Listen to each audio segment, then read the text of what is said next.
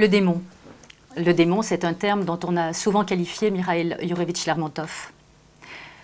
Le démon a été écrit, enfin, est daté de 1839-1841, mais Lermontov y a travaillé pendant près de 10 ans, c'est-à-dire qu'il a commencé à y travailler dès l'adolescence.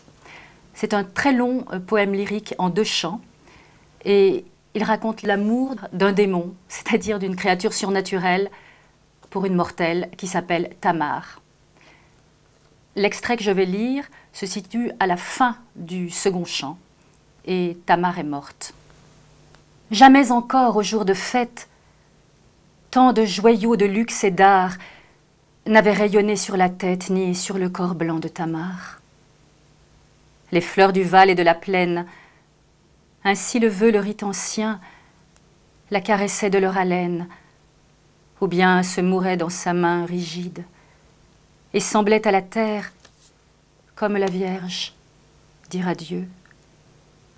Rien ne trahissait le mystère d'une âme envolée au milieu des flammes d'une folle ivresse. Sur ses traits flottait la beauté froide des marbres de la Grèce.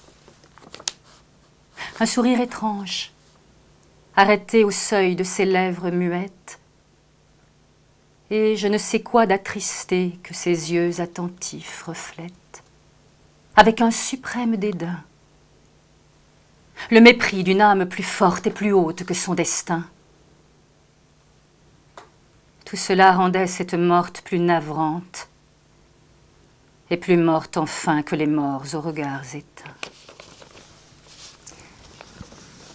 Alors là, je vais vous lire les 16 vers vengeurs entre guillemets, que Mikhaïl Yurévitch-Lermontov a rajouté à son poème « La mort du poète ». On est le 27 janvier 1837. Pouchkine, l'adoré de l'adolescence. Le grand Pouchkine vient d'être tué en duel par le français Dantès. C'est un vrai drame pour Lermontov parce que Pouchkine représentait le père symbolique et puis le père en littérature. Alors il va écrire un poème, Smert Paeta, la mort du poète. Mais quand il apprend que Pouchkine a probablement été la victime d'un complot organisé par les proches du tsar, la glèbe, entre guillemets, la glèbe aristocratique comme il l'appellera, il va frapper ces 16 vers supplémentaires. Et ces 16 vers, rajoutés à la mort du poète, au poème La mort du poète, vont être rapportés au tsar sous le titre « Appel à la révolution ». Le tsar aussitôt va envoyer Lermontov en exil. Ce sera son premier exil. Ceci est une traduction de Marina Tsvetaeva. Et vous, seigneurs à l'âme basse, de tristes pères, tristes rejetons, vous dont les bottes insolemment terrassent les nobles au grand cœur, les pauvres au grand nom, vous, foule de mendiants sur l'escalier du trône, serviles assassins et orgueilleux valets, la loi vous couvre, la rumeur vous prône, tout tremble devant vous, tout ploie et tout se tait.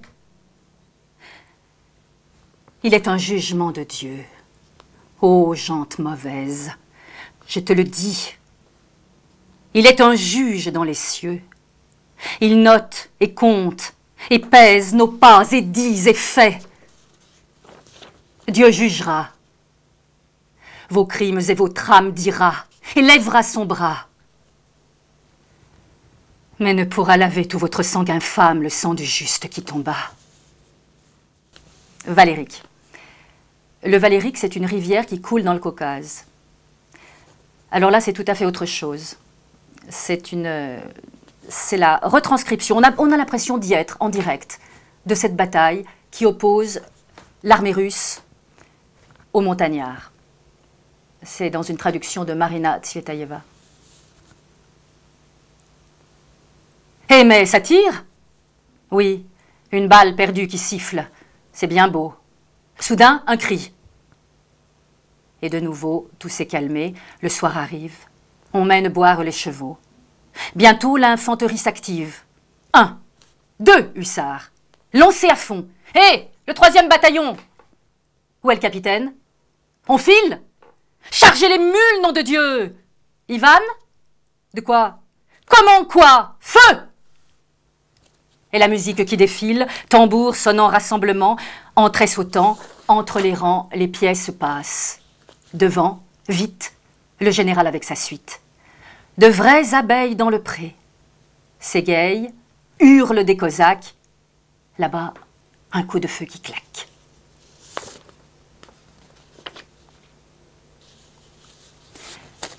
Le poème Prédiction.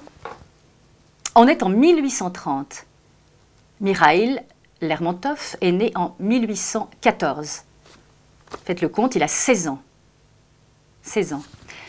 Et je ne vous en dis pas plus parce que c'est une prédiction en quelque sorte, vous allez voir. Pour la Russie, un temps viendra, l'an noir, où tombera la couronne des tsars. On oubliera l'amour qu'on leur portait, et l'on vivra de mort et de sang frais. On violera cette loi qui défend la pureté de la mère et l'enfant. Des corps puants, la peste sortira, et dans les tristes bourgs se répandra. Obligeant l'homme à quitter son logis, la faim ravagera tout le pays. Et l'incendie embrasera les eaux. Un homme fort apparaîtra bientôt. Tu comprendras, en le voyant, enfin, pourquoi il serre un couteau d'acier fin. Malheur à toi.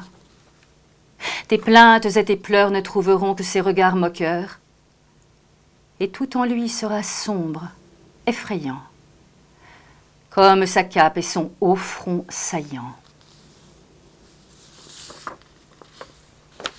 Une berceuse, la berceuse cosaque, et qui a été écrite en 1840. Ça illustre un petit peu la variété des thèmes et des genres de la poésie de Lermontov. Et cette berceuse, il faut le savoir, a été reprise par une vingtaine de compositeurs. Une vingtaine de compositeurs ont donc écrit une musique sur cette berceuse qui, semble-t-il, est encore chantée en Russie aujourd'hui. Enfin, du moins, je l'espère. Dors, mon petit, ma lumière. Do, do, l'enfant do. La lune d'argent éclaire ton petit berceau. De contes et de merveilles berçant ton repos, je demeure, et toi, sommeil. Do, do, l'enfant do. Sur le roc, le Terek traîne un flot trouble et noir. Sur la rive, le Tchétchène étreint son poignard. Ton père, au métier des armes, fut rompu très tôt. Dors, petit, sois sans alarme. Do, do, l'enfant do. Un jour, tu seras en âge d'affronter le feu. Quel fusil! Quel équipage! Quel coursier fougueux! Une selle tout en soie sera mon cadeau. Dors, ma lumière, ma joie. Dodo, l'enfant d'eau.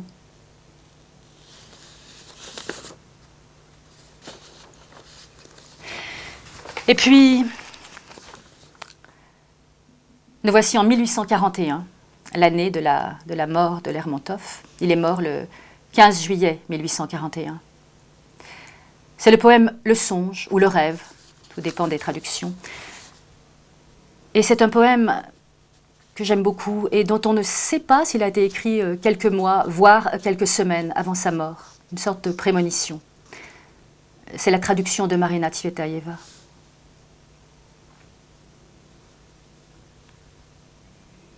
Blessé à mort par un midi de flamme, dans un vallon du sombre Daghestan je reposais. Mon corps rendait mon âme, en lentes gouttes s'écoulait mon sang. Abandonné aux serres des rapaces, seul je gisais au pied des fauves monts, et le soleil brûlait ma pâle face, sans m'éveiller de mon sommeil de plomb. Et je rêvais. Illuminé de cierges, un gai festin là-bas, à la maison. Et sur les lèvres de ces belles vierges, avec des rires revenait mon nom. Mais entre toutes, il en était une, De la belle heure négligeant la loi, elle rêvait, penchant sa tête brune. Dieu sait à quoi rêvait. Dieu sait pourquoi. Elle rêvait.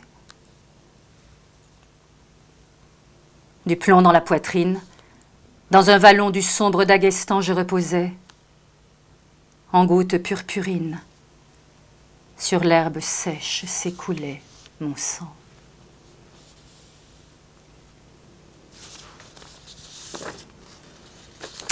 Voilà, de la courte vie de Mikhaïl Yourevitch Lermontov, mort en duel à l'âge de 26 ans et demi. 26 ans et demi. Mort même pas 5 ans après la mort de Pouchkine. Tué comme lui en duel.